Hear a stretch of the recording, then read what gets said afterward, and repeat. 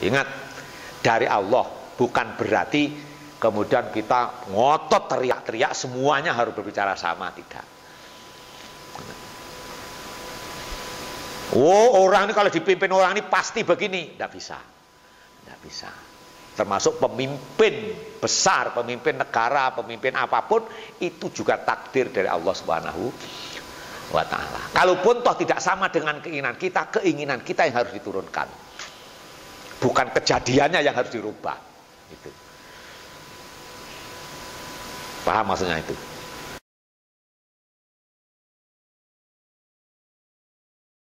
Orang Islam kalau sudah mempercayai bahwa hidup dijamin oleh Allah Subhanahu wa ta'ala, mestinya tidak peduli akibat positif maupun negatif.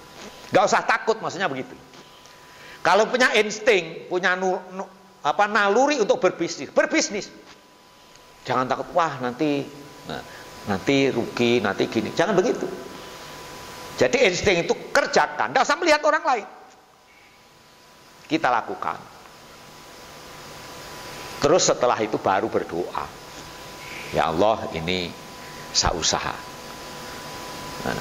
Karena apa? Untung rugi itu sudah Allah yang annal khairu fal ya'lam annal khairu wasyarra bi takdirillahi ta'ala. Ketahuilah sesungguhnya kebajikan dan kejelekan itu takdirnya Allah.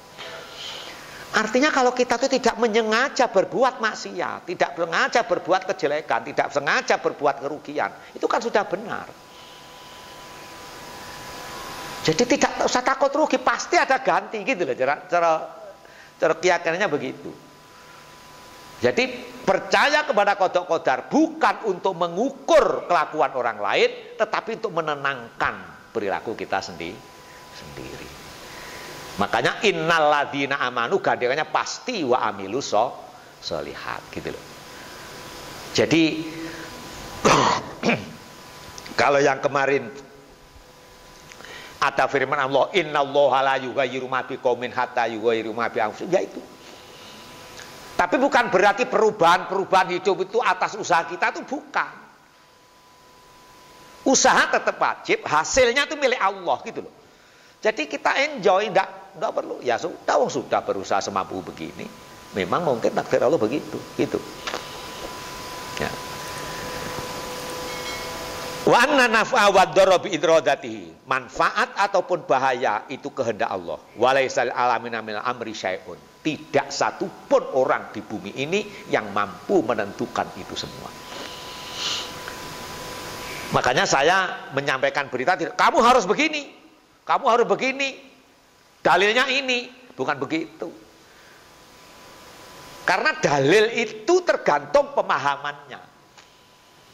Bukan asal ayat Quran terus dalil pasti benar. Dalilnya benar, memahaminya yang. Nah gitu loh ya. Sehingga orang menjadi radikal karena mengeklaim bahwa dalil dia benar. Apa otaknya benar? Nah itu loh. Apakah otaknya benar? Saya sering menyampaikan nasihat dalam rumah tangga. Rumah tangga itu tidak bisa niru satu dengan yang lain. Ya.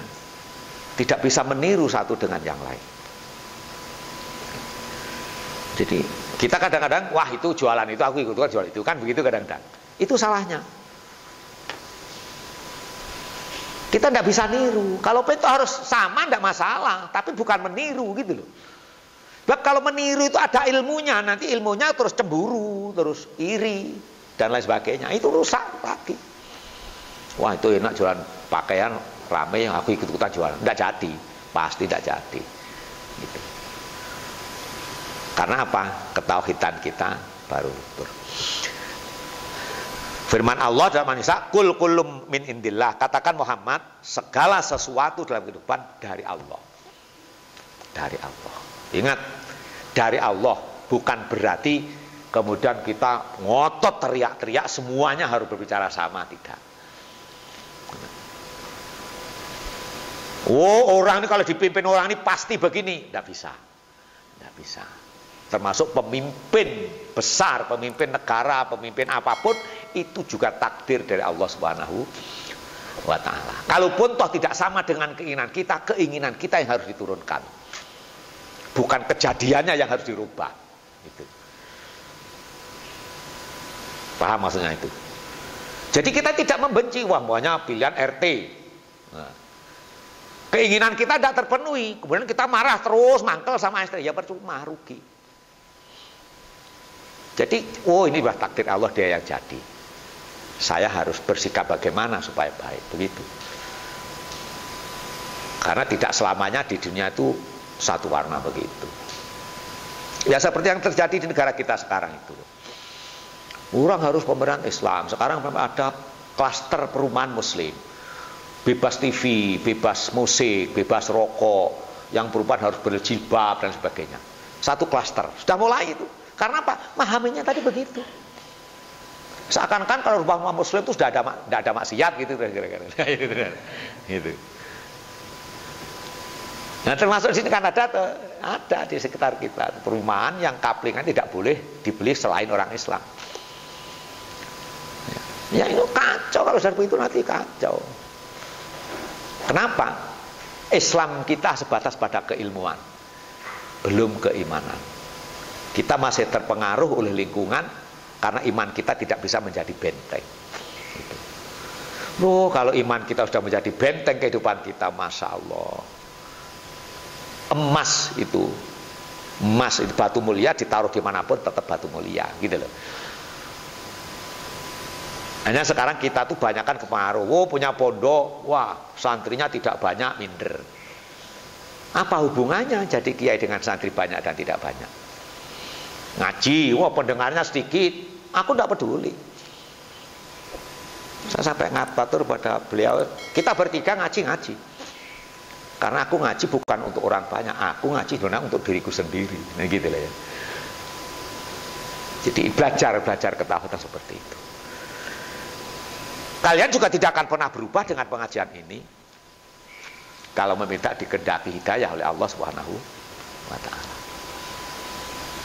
Makanya saya hanya melontarkan ide-ide, melontarkan pemahaman-pemahaman, terserah berikutnya renungkan mana yang cocok untuk saya. Insya Allah kita ketemu kalau begitu caranya. Kalau ngikuti saya, jangan kecewa kalau nanti. Kecewa. Saya sering sampai kemana-mana, oh jangan ngikuti saya, wong saya juga belum jelas kok itu urusan. Gitu lah ya. Tapi kita berdamai, ya, bersatu, bergandeng tangan, itu pasti. Gitu lah ya. Tapi aku menjadi tokoh terus, wah apa kata Om Tasir, wah celaka itu jadi nanti. Celaka. Apalagi urusan politik, gitu ya. Nah, ini kalau pemahaman kita, pemahaman agama yang seperti